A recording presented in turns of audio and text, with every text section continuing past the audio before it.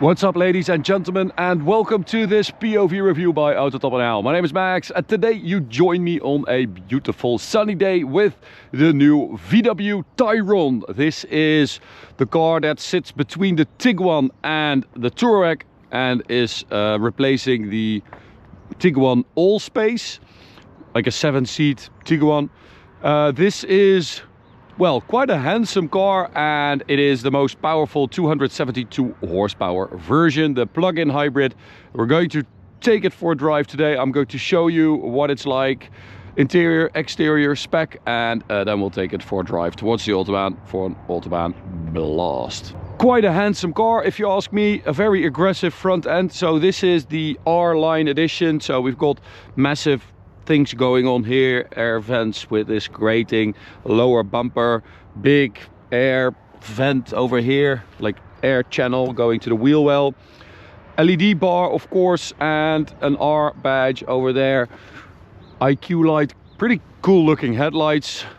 I think it's quite a good looking car. What do you think? Let me know in the comments. I think as like a regular family SUV, it's quite a good looking car. This is ultraviolet metallic. Very nice color as well, suits the car, and I don't know, it's just something different, quite like that. 20-inch wheels on this car with Pirelli Scorpion tires. This is a 255 at the front. We've got the DCC Pro, so the Dynamic Chassis Control Pro, as standard on the eHYBRID. Absolutely amazing. I feel like I've been repeating myself a lot lately with these VW group cars, but if you have the chance to get them, please go for the DCC on these newer like cars from the last couple of years. It is glorious, it really is. R badge over here. We've got chrome window trim and roof rails, which is very nice. Only the top part is chrome though. Bottom part is black, and then it runs into like the C pillar here. Super nice touch, like that. Bring back the chrome. Good job. eHYBRID badge, TAYRON badge, LED lights with this intricate design with those little flappies, and a very big boot, even though this is the eHYBRID, which means that you get a slightly smaller boot. So it's 700, just over 700 liters, and if you have the regular like plug-in hybrid cars, you have 880, I think, so absolutely massive. But this is already very big. It's super spacious, and you get a little bit of storage down here as well for your cable. Really practical car. You've got the seat release over here, and I am a sucker for very practical cars. I don't know why, but I just like it. It is available as a 7-seater with the non-plug-in hybrids. So there is, well, depending on the market, but some countries get fewer cars. So in the Netherlands we only get a mild hybrid and 2 plug-ins, 204 horsepower, 272 horsepower. But in the UK, for instance, you also have 2 diesels available and a 265 horsepower 2-liter turbo 4-cylinder. So they all have 7 seats available, but the plug-ins don't. It is very spacious though. This is behind myself. I am 197, and this is super spacious. It's crazy. It's very good. And you get Harman Kardon audio. You get these little blinds, which I always really like. You get the panoramic roof as standard on the R-Line, and well, it's just very spacious and comfortable. Even though it's only a 5-seater, I think that is going to be enough for most people, right? So let's have a look at the little engine. And I say little because it is a 1.5 liter TSI turbocharged engine, DSG gearbox, and then you've got a 17.9 kilowatt hour battery, and you end up with 272 horsepower. So it will do around 120 kilometers of electric driving, which means that it's just perfect for, you know, most people, their commutes. And if you keep it topped up, you always have that 272 horsepower, and it should be a-okay. charge port over here. You can fast charge 40 kilowatts, so you can do 10 to 80% in half an hour. But you don't need to if you are, you know, if you're somewhere where you can charge, you can just drive on the 1.5 liter. That's why I feel like the plug-in hybrid is the best way to go forward for these daily driver cars and family cars and whatever. And I just think it's a good looking car. It just works because you have that little super economical engine assisted by the electric power, so you don't need that much power, you don't need a big engine. You have the electric boost. It's a very good way to do these daily cars and these family cars that don't need to be super fast, but you still want something to, you know, that doesn't feel slow. I think this is a very good solution. Okay, so let's start it up. We've got a couple really nice things. So we've got a big screen here with everything in there. It's not my favorite system still, but it does work. You've got CarPlay and everything like that, and your settings for the driving modes, Comfort, Sport, Eco. And then of course, as I said, the dynamic chassis control means that you have the 15 setting slider for the dampers, which is just great. It's super comfortable in the -3 comfort setting and quite sporty in the +3. It's awesome, really awesome. Also, you have your hybrid settings here, so you can select eDrive or hybrid, and then if you select hybrid you can go for manual and it will keep the battery percentage steady, so the way it is, which is also nice to have. Also have a steering wheel with physical buttons. I have to say it feels a bit outdated, this steering wheel, like it's been on VWs for a while. Also think you get this in a Caddy. But there are buttons, so I'm not going to complain about that. It's so much better than the whole touch nonsense. And also, they gave us this massive thing.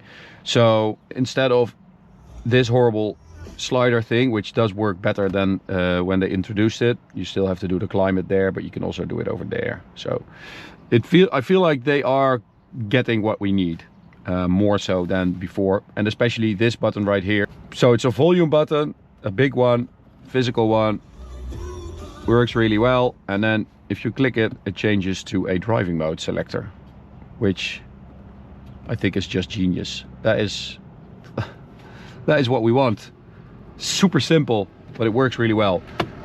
2 chargers down here as well. Really weird place for your cup holders because it's not really that convenient to get your drink from back there.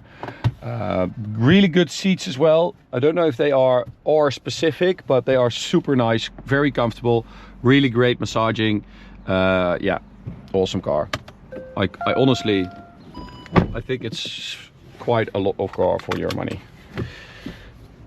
All right, we're going to start in comfort mode, so that means that you just basically drive off. I'm going to turn off the whole battery hold thing, but so if we select drive, it means that you drive off electrically. I have to turn off all the nonsense. 1, 2, 3. It's quite quick to do. So this is fully electric. You get a weird humming sound, like I don't think you can turn it off, but it's not too loud. It's not annoying.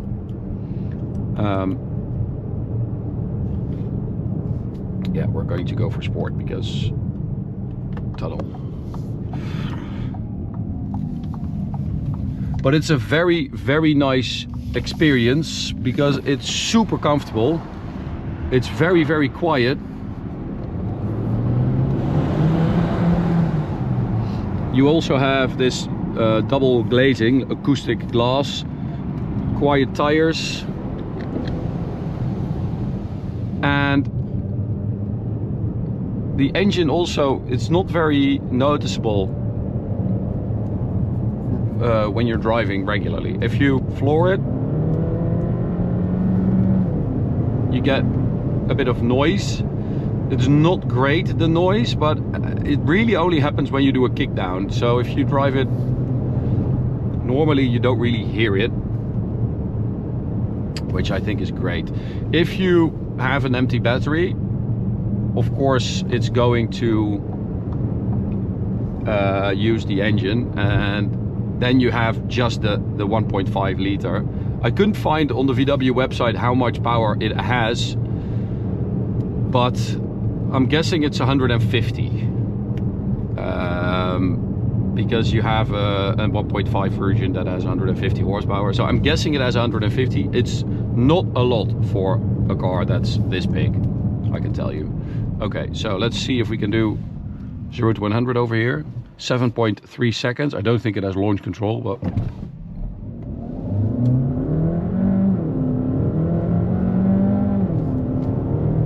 that's 100. That's not bad.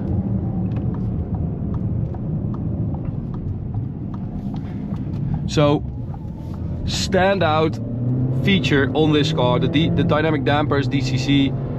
I mean, the control and the solidity of the suspension of the car in general, it's really good. It's on the MQB Evo platform, so it's basically on the same platform as the Tiguan and a lot of other VW cars. But it's 23 centimeters longer than a Tiguan and 10 centimeters wheelbase. So I don't know, it just feels very solid and comfortable. It's effortless, it's easy.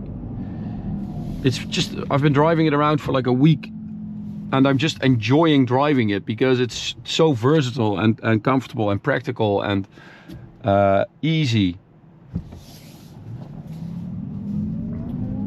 So that's not great. This is one of my least favorite things about the car. It's the sound the engine makes and the fact that it just immediately feels like it has to work a bit too hard to get the car going. But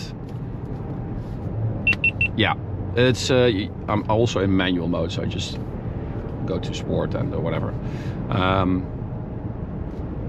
Yeah, it's the compromise, I guess. But we're going to hit the Autobahn. Top speed is 215 kilometers an hour. Driving around, you know, just doing regular stuff, groceries, or picking up a car in Belgium or stuff like that. It's just, we use it as a normal car, and when you do that, it's actually a very nice and fluent driving experience. So here we go, full throttle. But when you start asking more from it, everything feels a bit slow to respond. But even though it's called an R-Line edition and has 272 horsepower, it is nowhere near anything sporty. I don't think that's their goal, and I don't think that that's what people want from this car, to be honest. So that's 20 seconds, 100 to 200.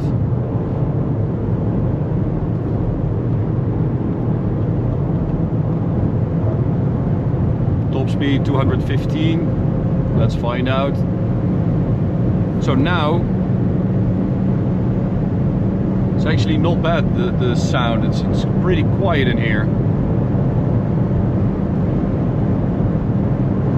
And it is actually 215 GPS. Top speed 216 and a half. Very good. Very comfortable, even in sport. I mean, we've got the dampers in sport. It's still super comfy. I just love the solidity of this chassis. It just feels like a well-built car. Let's try another one. So we've got boost because it turns blue.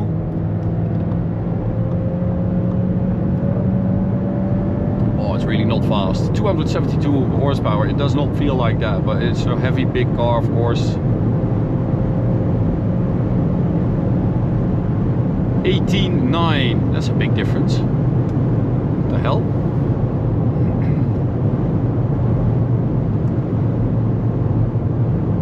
So what do we call that? We call that fast enough for 90% of people, I would say.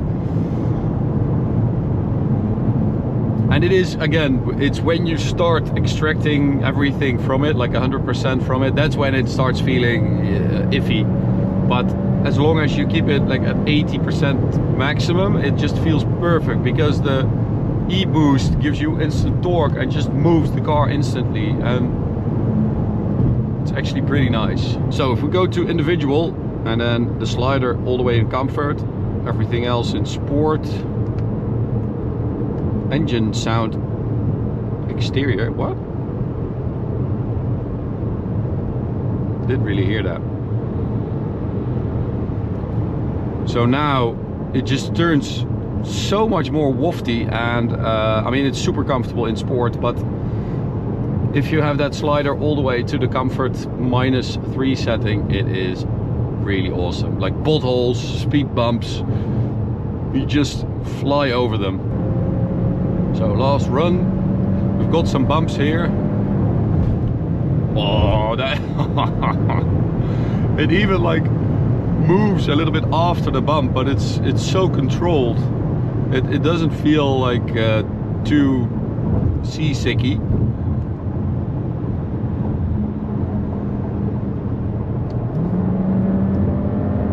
And you can also feel it like tilting, squatting down when you hit the throttle. Range, if you have it topped up, you know, fuel and electricity wise, you have a fuel of over 700 kilometers. You have a range of over 700 kilometers. Oh, that's very good. So this is my, can I also go to drive? Yeah, so this is, I think, the best setting probably. So I've got, I can feel the boost actually. So it's the, like the little thing beyond the resistance of the pedal. You have the little click that you normally use for kick down basically. And with this you have the boost activated by using that little click. Very nice. So sometimes we get comments that we only drive unobtainable cars and that it's not relevant because most people who watch are not able to buy those cars. Well, I think this is, I mean, it's not a cheap car or anything, but maybe in a few years it's very, very affordable to a lot of people. And also I think right now, value for money, the amount of space you get and equipment and quality, I think for this money is pretty damn good.